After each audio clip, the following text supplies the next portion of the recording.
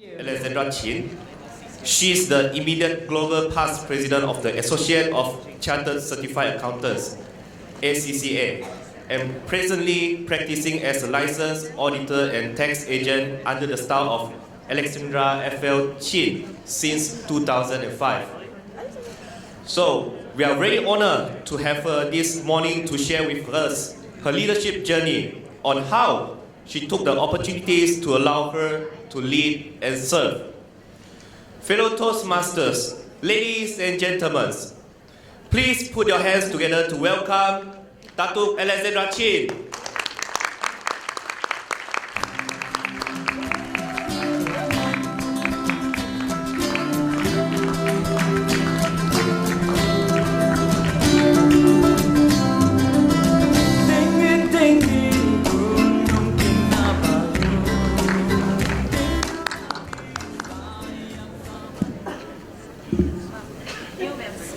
Thank you, MC, for the very kind introduction. Well, I'll just address whoever is in the room now.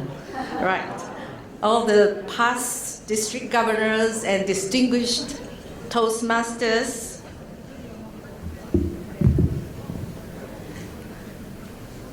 ladies and gentlemen, all the fellow the friends that I know for a long time from the Toastmasters, from Sutera Toastmasters. Now, I want to thank the organizing chair for inviting me to speak today.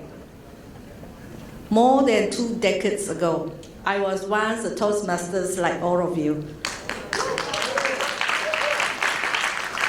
And I used to attend annual conferences like this. I would admire those speakers who come on stage and spoke so eloquently. And I always ask myself, could I speak like that? And this morning, when I asked my husband to send me here, I told him I'm going to speak to the Toastmasters. You're speaking to the Toastmasters? I said, have you forgotten all the R counter? No. I don't think anybody is going to count my R's today.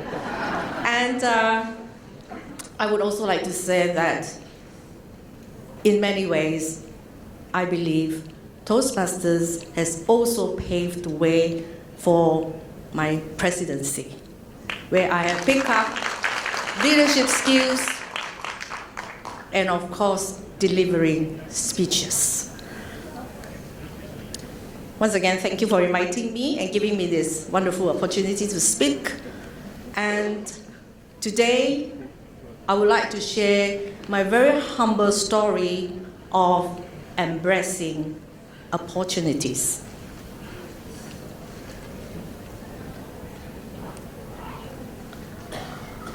Knock, knock. It's me, opportunity.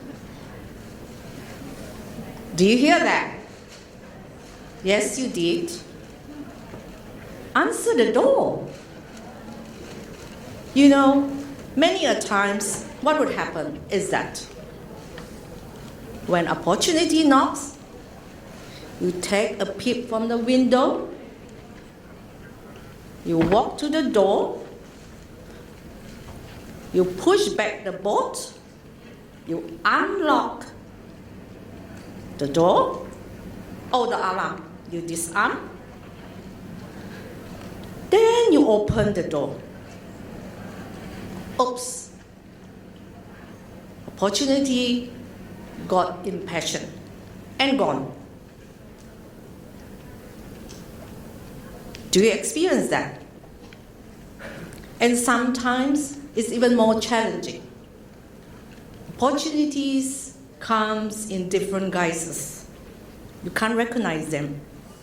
So how do we then recognize these opportunities?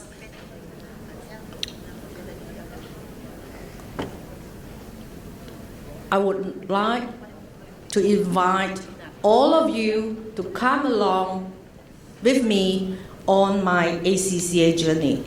What I did is I put in some pictures just to keep you excited.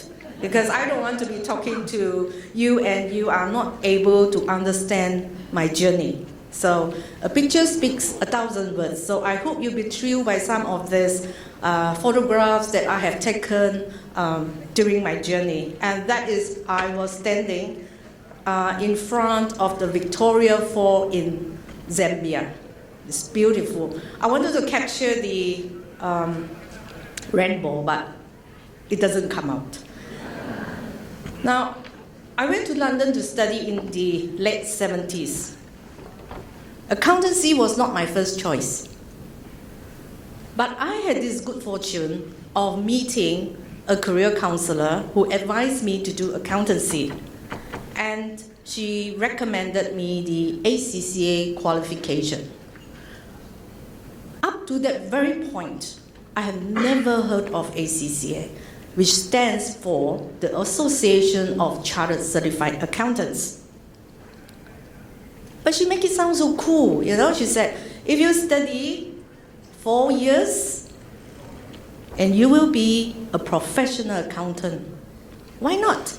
Sounds cool, isn't it? But she never told me how difficult it is.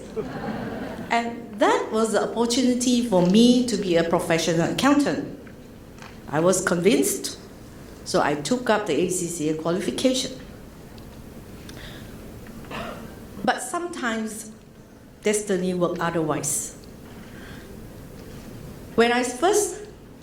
Just after I started the class, I met my husband, or my boyfriend then, and he graduated and he has to return home.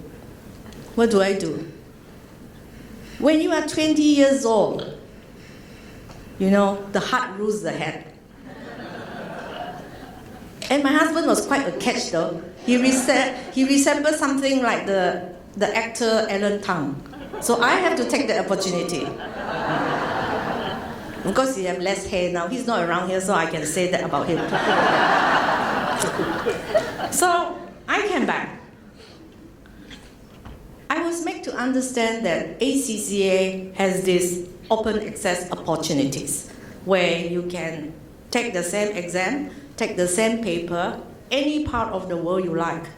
And I was very fortunate that we really have exam center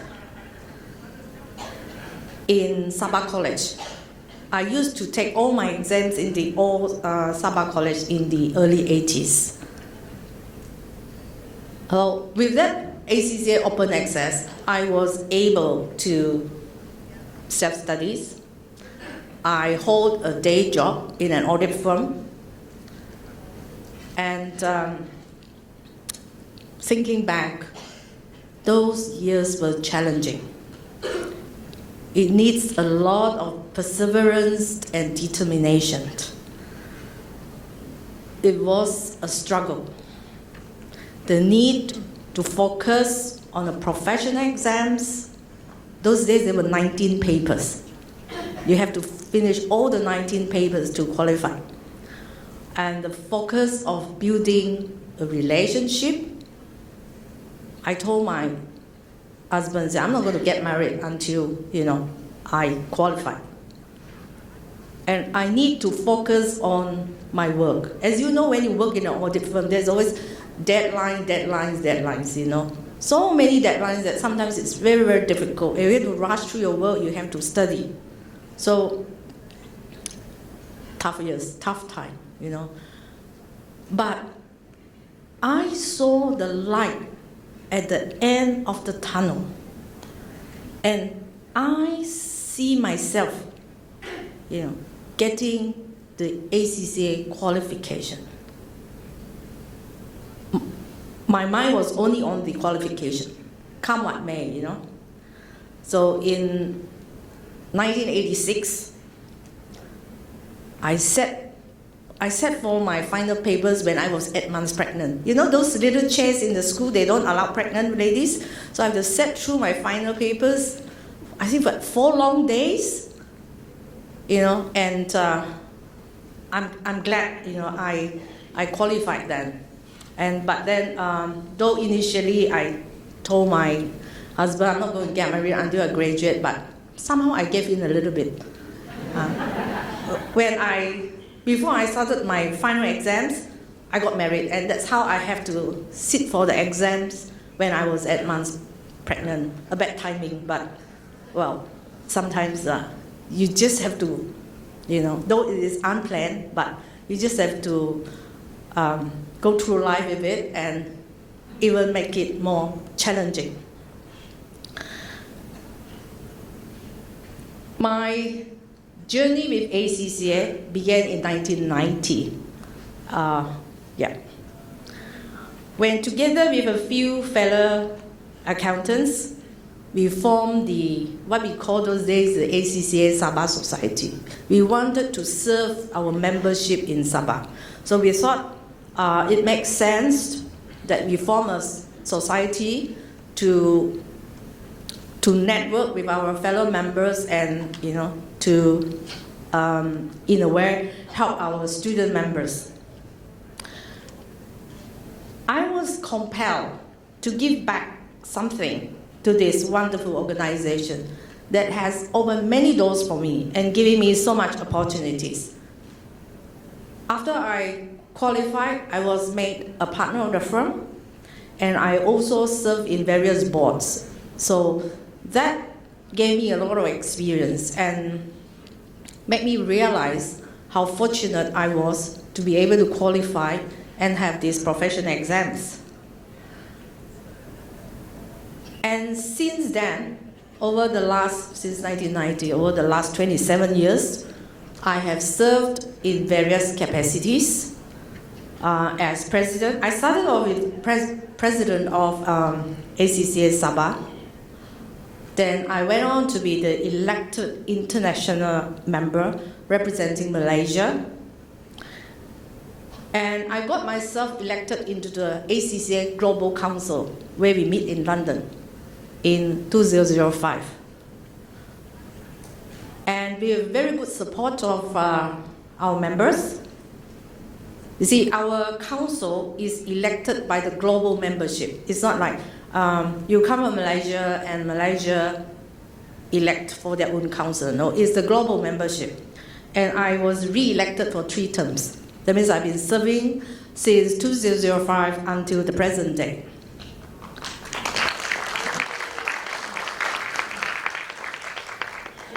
There you can see me, where is it? That's my office in London. You see the ACCA, that's the corner there. I'm very humbled by my experience on council. I had this opportunity to be very involved at the very heart of the accounting profession, especially the last 10 years when the profession is so challenging and there's so much to learn and there's so much to contribute, to enhance and to move together with all the technology. So it was a very challenging time, but there was a lot to contribute, which I'm very happy for that. Now, how do we recognize opportunities? As I had mentioned earlier, it is said opportunities comes easy for those who are prepared.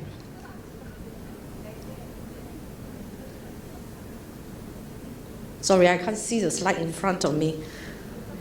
I'm a bit short here. You know, when I speak in Europe, every time they have to add on a stool for me because I'm too short. Their rostrum are so high, so I didn't realize that I can't see this. Okay, so how do you get prepared and be ready? There's a lot to learn.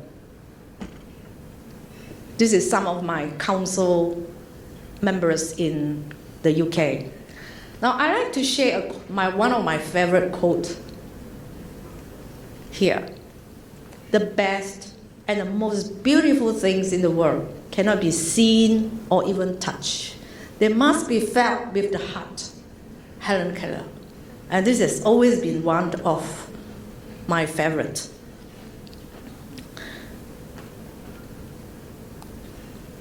So, how do you get prepared and be ready? Firstly, know your patient. Patient feels the spirit.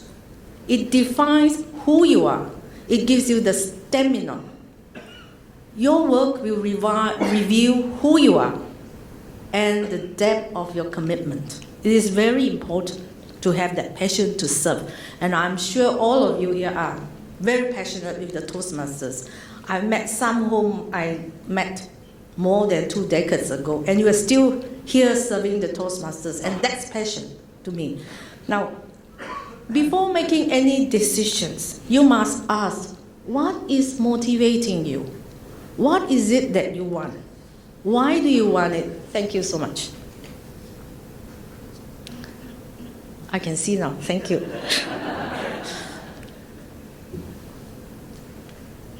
My involvement with ACCA was not by chance. It is passion. Like I said, I was compelled to give back to this association, this organization, which has given me so much. I was encouraged to run for the global presidency because I know what I wanted to do.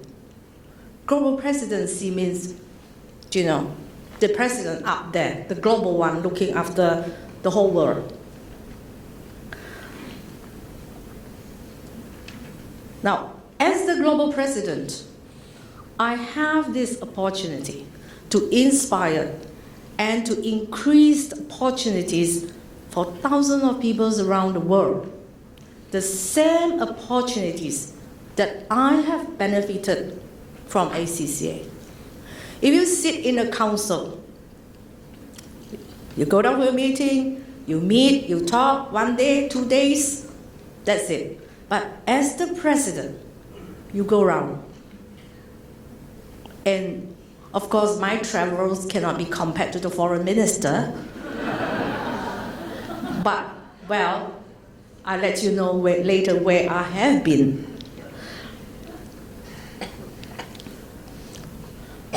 This one is Sunway College in KL. You look at the students. I was speaking to one of the student session there. With that opportunity, I was not only promoting the ACCA qualification, but I have this opportunity to be sharing a future with the next generation. To give them the same opportunity that I have benefited. And that was what I inspired to do. During my president year, last year, my office counted. I did not count, they counted for me. I have, in that short span of 1 year, I had actually traveled to 17 countries, touching down 25 cities, not to mention the number of times I've been to Singapore or the number of times I've been to my KL office. That is excluded. It's not shopping, all right? It's not shopping, and I don't have the privilege to carry 6 pairs of shoes, no. It was all meetings with stakeholders, regulators, members, and students. And like what Foreign Minister mentioned just now, you always have the side meeting. Besides the main events, you have all the side meetings. I had this experience of going to Shanghai. My flight, morning, I had an event, a conference in KL. Evening, no, I think it's early morning, 2 a.m. My flight left for Shanghai. I arrived Shanghai in the morning. Straight, they took me to the hotel, freshen up, have a breakfast, and straight, you know Shanghai, the traffic, right? Straight, they took me to a conference again, and I was talking to a big group of men in Shanghai about leadership. Then there was more meeting with the presidents of the national bodies. Then they took me to universities. So it's quite comparable to foreign minister activities. And then at night is members' engagement. And that's it. Can you imagine? I don't even have time for 6 pairs of shoes. Right? Well, just that thought excites me. And that was what I've been doing like the whole year.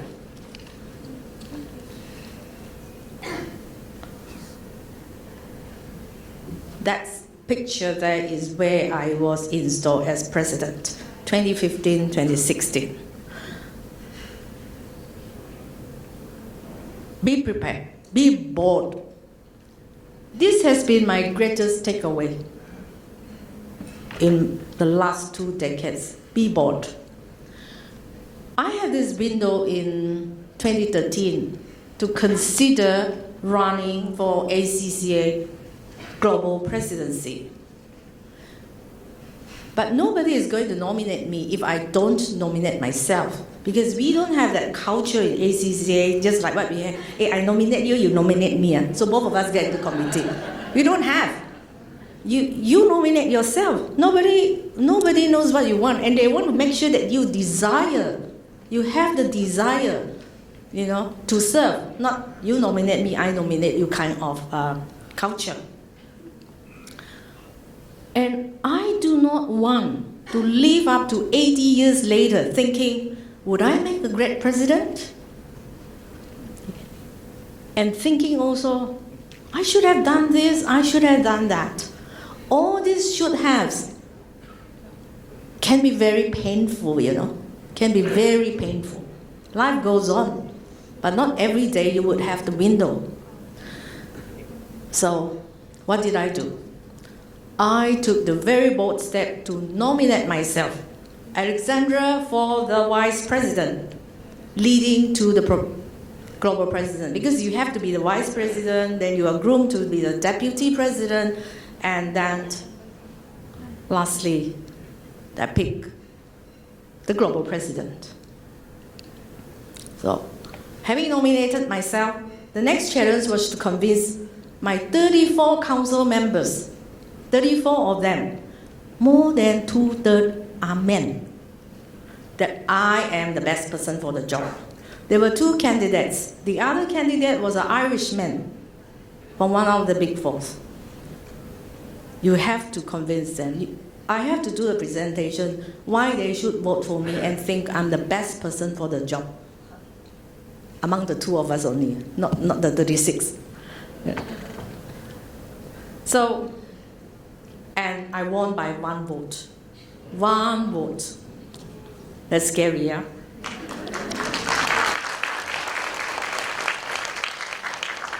Now, if anyone had asked me 30 years ago, would I aspire to be the global president? I would. Yes, you guessed right. Laugh out loud. Me, an ordinary girl from Sabah, global president of ACCA, the global body for professional accountants, with 188,000 in the world, 480,000 students in 101 countries, with 100 offices. Sounds like an impossible dream, isn't it? But there was this window of opportunity. Fast forward 30 years. From an unknown student in Sabah, I was the first Malaysian to be elected as the global president of ACCA.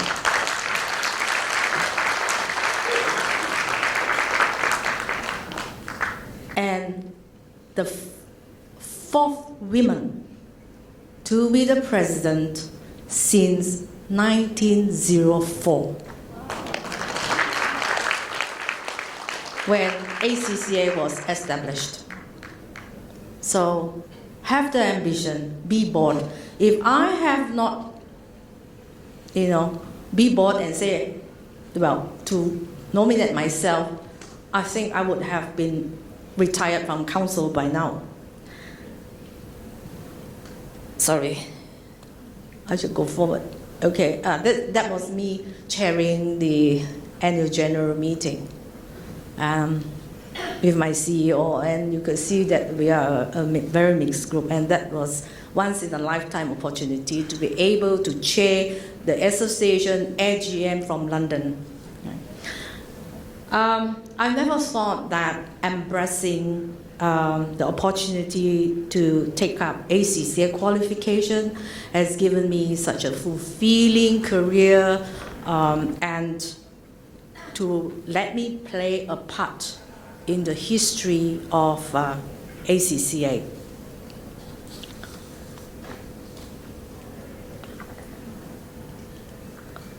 That's me in with all the ladies there. Was with I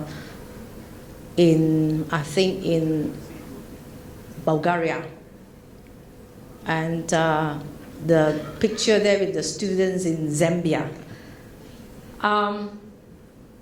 The 17 countries that I went to I've been to Europe, Africa, China.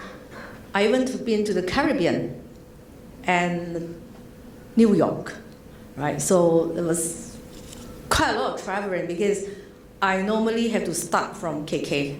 Even KK, going from KK to KL to London, that was like more than 15 hours traveling, and the worst trip was going to the Caribbean, you know. And sometimes my trip would take me, there was one trip that took me from KK, KL, Singapore. I went to Hanoi, and after Hanoi, I went to Houston to Belize, and then San Francisco and Singapore and back. So I can understand what foreign minister was saying. You wake up, you wonder where you are, and you got into the wrong room. I had the same experience, but there was no man coming up from the room.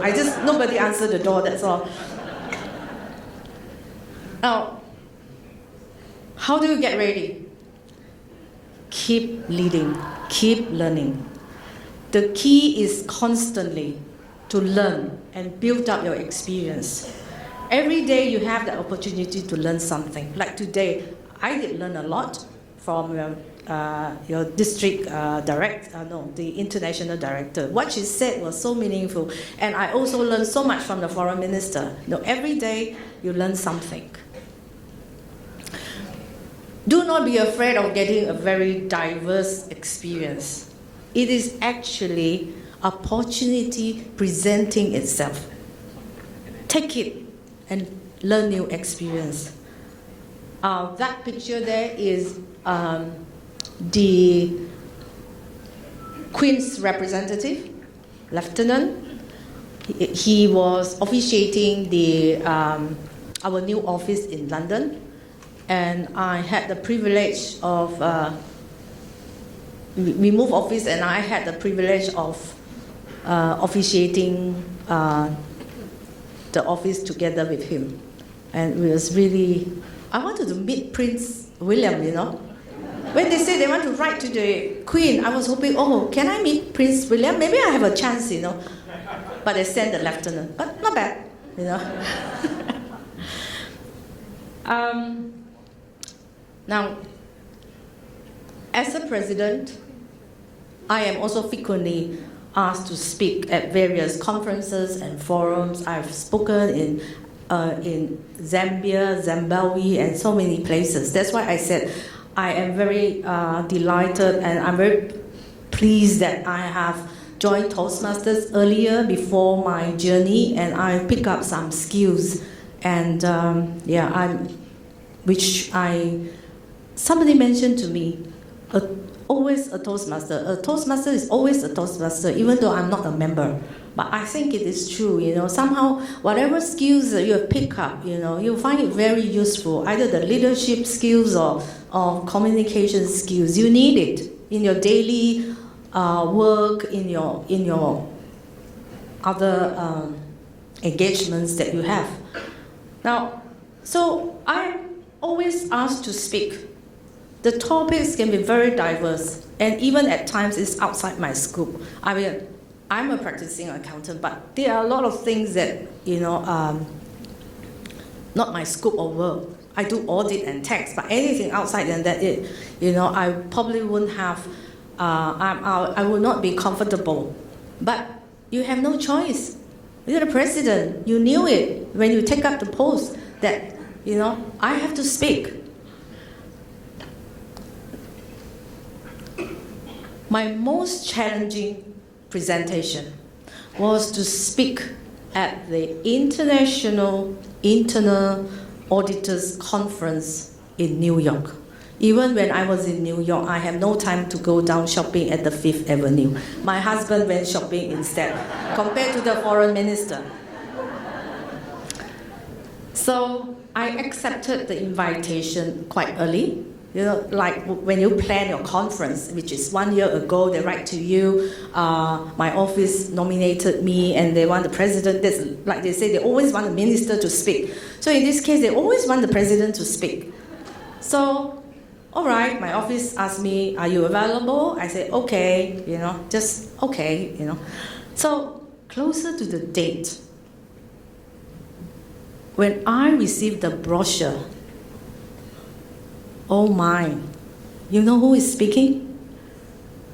Julia Gillard, former Prime Minister of Australia. Rudy Giuliani, former Mayor of New York.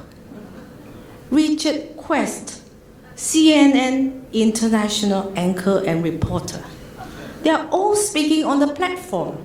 Oh, but Rudy Giuliani did not turn out. He was so busy campaigning for Trump. It's true. So, and this conference was to be attended by about 2,500 people. They are all, it's an international, so they are from all over the world, and the topic was related to internal audit. I don't do internal audit, I do statutory audit. So it was I got so excited, like, oh my God, these are the people speaking, who am I to ever speak? But one nice thing, they list me down as international speaker. International because I come from Malaysia, not that I'm those international speakers, right? And this was an opportunity to speak on an international platform.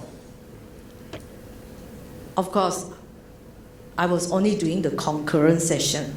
I have to tell you here, I'm doing the concurrent session. Even concurrent session, you get a few hundreds, isn't it? Because it has something like 2,500 people. So I did what I learned from Toastmasters. Practice, practice, practice. What else can I do?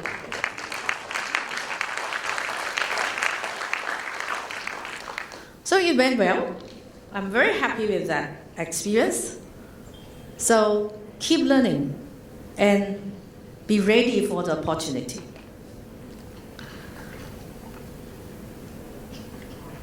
Lastly, I have to say this. Life is all about journeys. Take baby steps. I know, every time after attending a conference, after hearing all those speakers, you get so excited, so gung-ho, you want to do everything. Take baby steps. One at a time to fulfill your potential and reach where you wanted to be. I would acknowledge that I will not be telling the truth if I don't acknowledge that part of my achievements have really come down to hard work, the old-fashioned hard work. It is not easy, Even I study, it's hard work. I work, it's hard work. Even I contribute back to ACZ, it's hard work because I have to manage my office, I have to manage my time, I have to manage my family. Even though my family are grown up, but I still have to manage them, as a mother. There's so many things. So it is hard work. And along the way,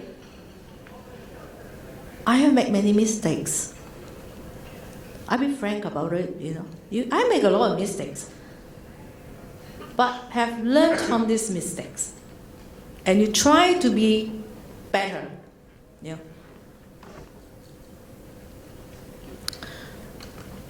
But my greatest takeaway is standing up for myself and said, sorry, I was pressed the wrong one. Standing up for myself and said, I want to be the global president to represent the 700,000 members and students we have, and have my name crafted on the president board. You see me pointing, you can't see my name, but you can see the board there. All the presidents, the first president, well, when this photo was taken, my name is the last one there. From the first president to the last president. And have my name crafted on this board. So ladies and gentlemen, stand up, speak for yourself. You know, knock, knock. Do you hear that? Yes, answer the door. Thank you very much.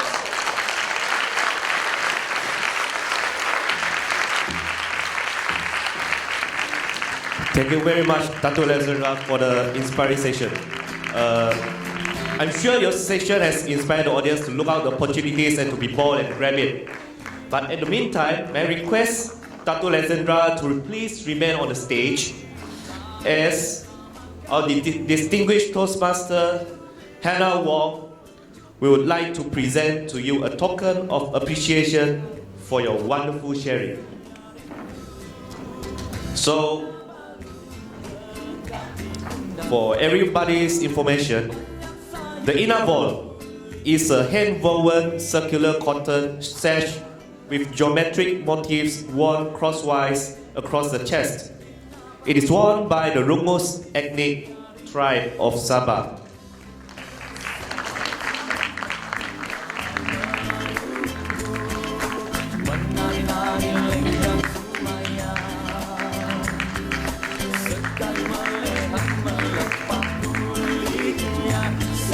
Thank you, Hannah and Datuk Alexandra. So we listened to Datuk Alexandra say, keep leading, keep learning. So I believe when we keep leading, we'll learn more as a leader.